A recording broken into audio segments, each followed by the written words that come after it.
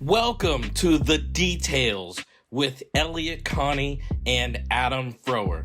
This is a podcast where we examine the intersection between solution-focused brief therapy and current topics going on in the world.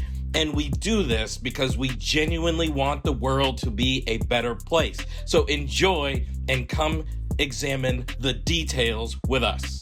Okay, so here we are again. And I swear, Adam, when we conceptualize this podcast, this is not supposed to be a podcast about like racism, white privilege, social location, Black Lives Matter. Like, this is not supposed to be a podcast about social justice per se. This is supposed to be about the intersection of current events and the work that we do in the solution-focused brief therapy field. However, we have had yet another unarmed Black man shot. And this was funny, right? So I found out about this shooting. I got a text message from a friend of mine saying there's been another shooting. And to be honest with you, I'm kind of like numb to it at this point. And she told me where I could see the video. And I said, I don't want to see this video. Like, I'm good. I said, thanks for letting me know there's been another shooting, but I'm out on watching this video. And several hours later, I'm on Facebook, because every day after we go to Facebook and respond to hundreds of comments on my Facebook page. And as I'm on Facebook, I see the video, and I didn't even click play. It just like auto played. And I see a police officer holding a man by the shirt and then dumping 7 shots into his back.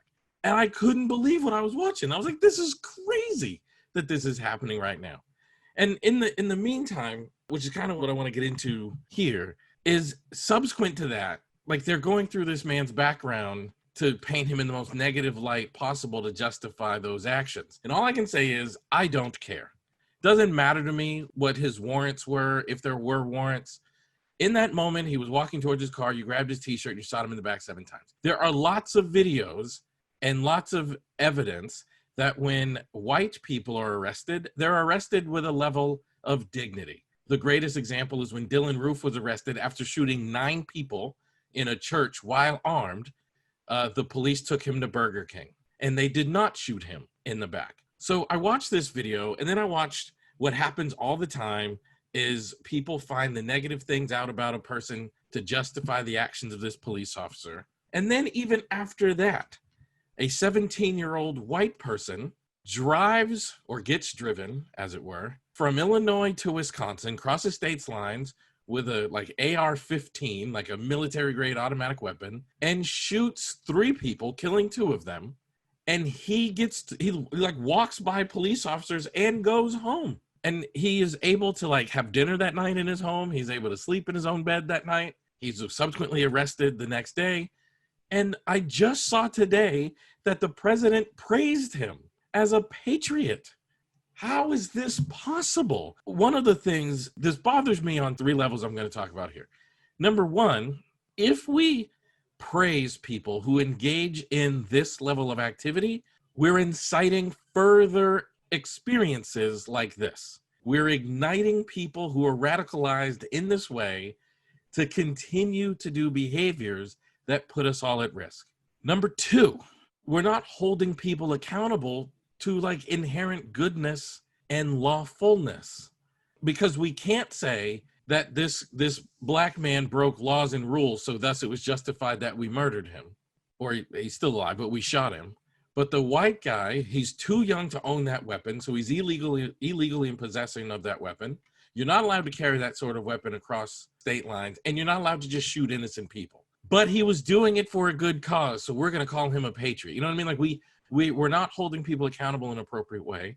And then the third thing, it really irks me as a member of the solution-focused community, because we spend so much time talking about how you have to be intentional about the way you view and talk to people. And it's just so clear that there's such a deep-seated level of people who are just motivated to look at brown people and Black people through a negative lens, and there's nothing we can do to escape that negative lens. And you and I are currently engaged in a professional body where we've been taking these things on in a serious way over the last month, and it has not gone smoothly.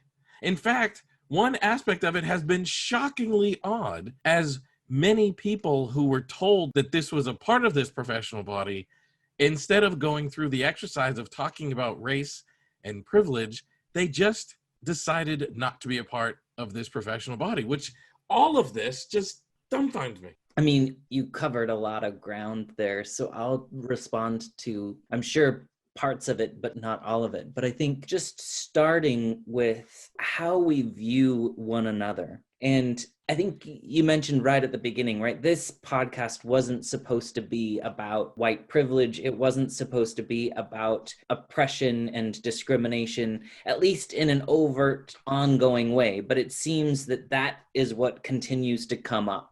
And you know what, Adam, like to that point, and I'm very proud of this podcast because we have decided we're going to take on the hot button issues.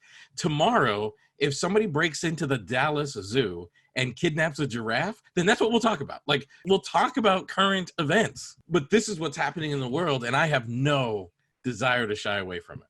Yeah, and I agree. And I think part of why we have decided to take this on, and I think you highlighted this as well, is that we really want to hold each other accountable. And I think that goes just at the personal level, me and you, we want to hold each other accountable throughout this process. But I think also this podcast, we want to hold people accountable. And I think one of the things that you mentioned in some sense is the discrepancy around how a Black man was treated versus how a white, and I was going to call him a man, he's 17, he's not even a man, but how a 17-year-old boy is treated and the discrepancy that exists there by the exact same police department, right? And I think one of the things that's so striking about this is that it speaks to the systemic nature of what's going on.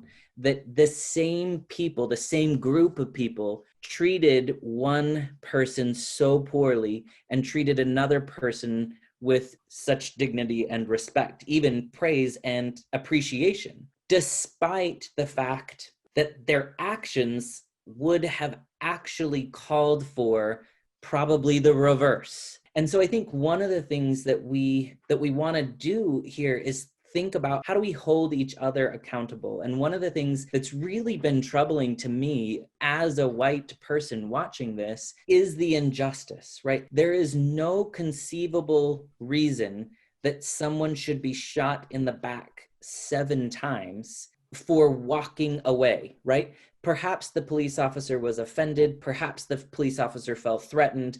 All of those things may have been true. I don't know. I wasn't there. But none of those things warrant being shot 1 time, nevertheless 7 times. In addition, even then on the flip side, right? Even if you feel like the protests are unwarranted, even if you feel like the protests are crossing a line into vandalism or robbery or any of those things, even if that's the way that you feel about this, going somewhere and deliberately killing someone because you think they've crossed the line is a problem. And it seems that we have glorified some people holding each other accountable, while on the other hand, we have vilified other people who are saying, we want to hold people accountable. Even when we get to that place of accountability, there's a discrepancy in who can or who is allowed to hold someone else accountable. Again, it just shows the systemic nature of the injustice of all of this. I mean, it's so crazy because, like, in essence, what you're saying, which is totally true, is it seems to be not okay to protest, but it is okay to protest the protest. Yes. That's crazy making. And I remember the first time I realized the narrative around Black people. And this is why I think this conversation is important. And it's why solution-focused people need to be aware of this. I remember being in graduate school when Hurricane Katrina happened. And this was in like 2005. The internet obviously was a thing, but it wasn't what it is now. And that was around the time that all the news outlets like CNN and MSN and all these USA Today and all these things, they're putting their content on websites when that was kind of a new thing. And I remember coming home and a friend of mine telling me, you need to go look at like CNN.com. And I apologize if that's the wrong news outlet, but some news outlet, whatever one it was. And they showed a Black man. carrying bottled water over his head, walking through waist deep water. And the caption said, "Criminals looting in New Orleans." And then there was a white man carrying a case of soda over his head, wading through water, saying, "Hero father finds drinks for his family." And it was like, whoa. And CNN got, or whichever news outlet, again, I apologize if it wasn't CNN. I don't remember which one it was. But the news outlet got significant backlash for it, and they had to remove the photos. But this is still currently what goes on. Like, they paint the Black people in as much of a negative light as possible for whatever reason. And I think why that's relevant is you have to be aware that part of what you're thinking about people that you interact with, including your clients, is based upon the narrative you have allowed yourself to be exposed to. And sometimes you have to provide your own counter story, because maybe that Black guy carrying the water bottle, maybe he was getting water for his family. Maybe he purchased that water. Maybe he found that water. You know what I mean? Like, we have to be able to provide the counter story and listen to it. I'm perfectly willing to say, maybe Jacob Blake was a bad guy. I don't know. I don't know him. But I'm not okay with you guys painting Jacob Blake as a bad guy while you refuse to listen to any details to the contrary about Kyle, whatever his last name is, who drove across state lines with a weapon. Like, whatever you do with one, you have to do with the other. And to see it not happen is infuriating, because people paint these pictures as if it's just like true. And as you know, it happens to me in this professional field where people are willing to believe anything that they hear about me. There was a guy named Plowman who posted on a public forum that Elliott mooned an audience, like literally mooned, pull my butt out, mooned an audience at a conference. That's the most ridiculous thing I've ever heard, but Plowman believes it happened. I mean, he heard it somewhere from someone somewhere. Never happened. But people are willing to believe it because the Black guy, it's really easy to believe a negative narrative. Whereas if someone were to say that about you, they'd be like, no, that Adam would never do that. But with Elliott, yeah, he would totally pull his ass out on a stage. Like, it's asinine, it's maddening. And when you hear Black people say we're exhausted from defending ourselves and defending our positions all the time, because it's nuts. It's just absolutely crazy. I think one of the other things that you commented on right at the beginning too is the professional organization, right? And you just kind of alluded to it again. But you and I are in the middle of a process with a professional organization where we're trying to look at discrimination. We're trying to look at what white supremacy is and how it has impacted even our associations and even our professional organizations. And one of the things that I think is astounding, and I think this is the hallmark of privilege, is in some sense the lack of engagement, right? We started with a large group of people, and through this process, 2/3 of those people, predominantly white people, have either voluntarily withdrawn from the process or have failed to engage in the process simply due to inaction, right? And I think that in and of itself talks about how these ideas, how these concepts, how this life experience is hitting us as white people. We have the opportunity to simply withdraw, or we have the opportunity to not engage because we feel like it doesn't impact us or we don't need to understand. And I think if that level of disengagement, 2/3 of a group of professionals who are committed to this kind of a thing, if 2/3 of those people can simply not show up, imagine what that means in an everyday life situation where we see events like this, where we experience this happening to people that we know, people that we love, people that we respect, and the opportunity to simply not show up, to not engage in this process. And as I've been going through this process, I think if we as white people don't show up for these conversations, the impact is then double on the people of color, right? They have to endure the first measure of atrocity, and then they have to experience, in some sense, the re-traumatization of the people who are supposed to be supporting me. Even they can't show up. We're just adding layer upon layer of injustice. That is absolutely true. And I think the silence is more impactful even than the words that I'm hearing around the world and around these topics. And I don't know what to do with it, to be very honest, because as you were saying, you have the ability that you can choose to engage or not engage in these conversations and experience minimal consequences, where I don't. Like, I'm Black every single day. You know, I didn't ask this person to post a post about me doing this thing at a conference. Like, it just happens. And that sort of thing happens almost daily. Like, you wouldn't believe the stuff. My assistant is a white female, and she is appalled at the shit that shows up in my inbox. She is constantly like, what in the hell? Did you see the email from so-and-so? So there are a team of like 7 people that work for me. Like, one woman, she's my assistant. She helps me with my calendar. She helps me with my email inbox. Another woman manages kind of the customer service aspects of things. And I found out about a week ago that they collude to work together to make sure I don't see some of the atrocious things that show up in my inbox. And it's insane. It is crazy making. And the reason why, and I keep bringing this back to solution focus, the reason why this matters is, imagine if I wasn't like the great Elliott Connie solution focused therapist. If I just showed up in a therapist's office with these biases that they're unaware of, what is the likelihood that I'm going to get fair and balanced clinical work? I'm probably going to experience subconscious discrimination from these people. And they would say they don't do it, but they do, because they view me as like through this negative lens. Like, if somebody did something bad to you, Ellie, you must have done something. And no, I didn't. I don't even know this plumbing person at all. But if I tell someone that this happened, sometimes the response is stuff like, well, what did you do? Maybe I did nothing. Like, maybe I did nothing except be Black. And somehow that exposes me to levels of judgment that it does not expose to people like you. I think one of the other things that's really kind of coming up for me as we have this conversation is even the impact of this conversation, right?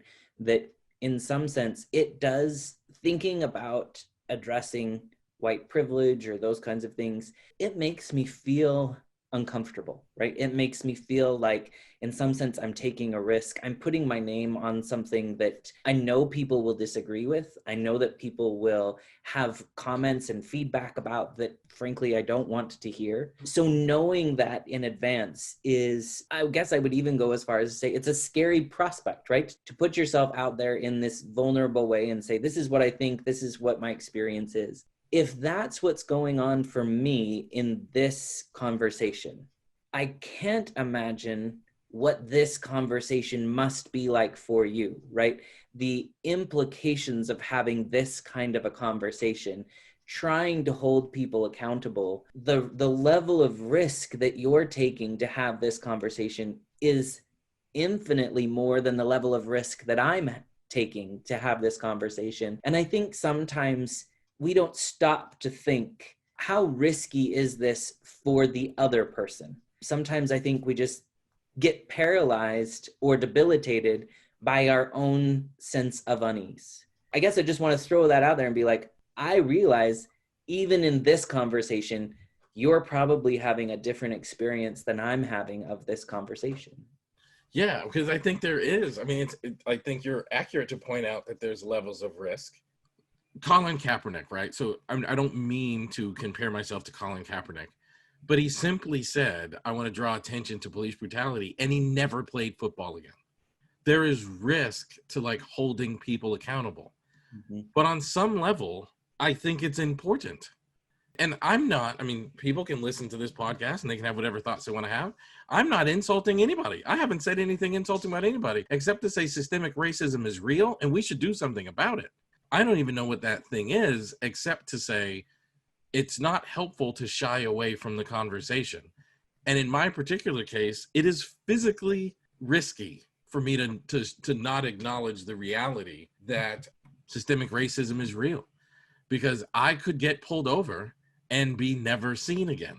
That is a reality of my life. And yep, I got degrees and I have financial means and I have professional status and all those things, but the police officer pulling me over doesn't know that. Before I'm anything else, I'm a Black man. And that's also true in the professional space, and it's also true if I were to walk into a counselor's office. Before I'm anything else, I'm identifiable by these overt measures, and we have to be aware of what that does and what that means, and we have to be able to counter it on some level. I think one of the things that, in essence, that you're advocating, that you're saying without kind of overtly saying it, is we each need to just take a pause, right, in any interaction that we're having. We inevitably will notice those things that are outward appearances. So I don't hear you saying like, stop seeing me as a Black man, because in some sense, I think that's impossible. But I think in some sense, what you are saying is take a moment and find out what else I am in addition to being a Black man. And I think that goes across the board. I think in solution-focused therapy, I think that's a fundamental principle that this approach is built on, is we need to know the essence of someone. We need to know who they see themselves as, what they value, and then we need to talk to that valuable person. And I think in some sense, it goes outside of the therapy room, probably even more so than in the therapy room, or at least equally as important in the therapy room. But outside of the therapy room, when we encounter someone, whether it's a Jacob Blake or whether it's a, whoever else, we pause and we say, I have some initial impressions of you. I want to know what else there is besides those initial impressions. Maybe my initial impressions are right. Maybe my initial impressions are wrong. But if we don't take that time, we have no idea. And then we're simply acting on what we assume about other people, which can absolutely do more harm than good. Like, we have to take the time to say, I'm having an initial response, and perhaps that initial response is not congruent to the person that is sitting in front of me. Mm-hmm. And perhaps that initial response says something more about me than it does about the person I'm sitting across from. We have to also be willing to recognize that and to say, I'm having an initial response. What does that say about me? And the greatest gift you can give someone is the gift of holding positive thoughts about them. Even if those positive thoughts are completely validated, even if those positive thoughts are completely supported by whatever is going on, you might be the first person to ever view them as competent and capable. Yeah. And that's the gift you can give to them. Like, maybe the person is a bad doer and maybe the person has done things, whatever, but you may be the very first person that helps them change the way they see things and change the way they do things. And in that case, not only do you impact their lives, but if there's someone who does really bad things, but you stop future victims from experiencing this person in a bad way. And I think that's a wonderful thing to do.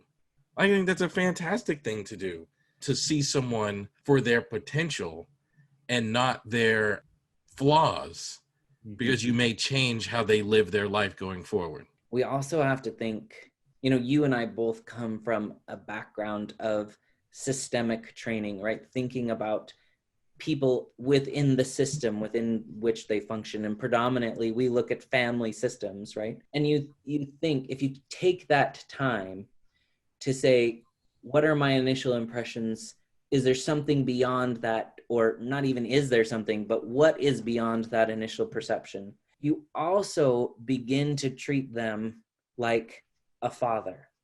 You begin to treat them like a brother. You begin to treat them like a son. You also are impacting then their children, their siblings, their parents. If because you take the time to see them beyond what is initially present, then they start to also see themselves in that way. And they start interacting with all of the people in their lives from a place of goodness. So one interaction that you and I have with a client or with any other person in the world has a ripple effect that we really do impact more than just the one person. We impact the people who are important to them as well. And so I will close by saying my life was changed by somebody who saw me that way. When I got to college, I was often treated as like, you don't actually belong here. You're just good at sports. And I had a psychology professor pull me aside and say, I think you would be a brilliant clinician. Have you ever thought becoming an LPC? Which I now know means licensed professional counselor, but at the time I had no idea. And I said, no. And she said, you'd be a very good psychotherapist. And I remember walking away from that conversation thinking, what on earth does she see in me that makes her think that? Like, it was one of the first times in my life I'd received like an academic compliment. You know what I mean? Like someone complimenting my acumen as a student in the collegiate way. And it completely changed the way I saw myself. The very next semester, I got a 4.0. Later on, obviously, I went to graduate school and I now write books and travel the world teaching or whatever. I'm not sure any of that would have happened had she not said that. That was a meaningful moment in my life. And when you can walk around in the world and view people in a positive light, regardless of your initial biases when you met and or saw them, in a very real, tangible, measurable way, you're potentially changing and saving lives. It's just, we kind of let our biases go unchecked and run amok. And it's something I think we can and we should address. And I think we'll be better for it when we do.